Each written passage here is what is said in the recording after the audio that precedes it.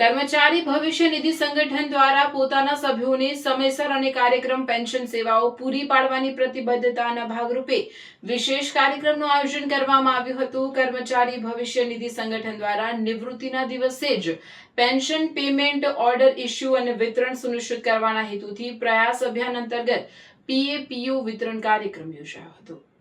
આ પહેલના કારણે નિવૃત્ત થતા કર્મચારીઓ કોઈપણ વિલંબ વિના તેમના પેન્શન લાભો મેળવી શકશે, જે તેમના સામાજિક સુરક્ષા અને જીવન જીવવાની સરળતામાં વધારો કરશે।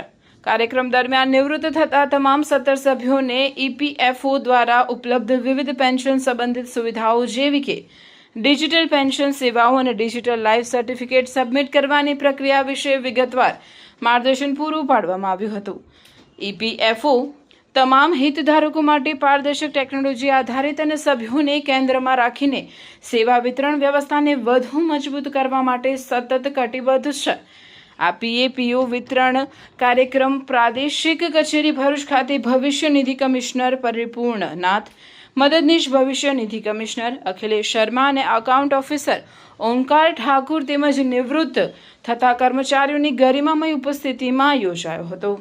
आज इस महीने हमने 17 लोगों को यहाँ बुला के ये पीपीओ दिया। पिछले महीने भी करीब 17 लोगों को हमने पीपीओ दिया हुआ था।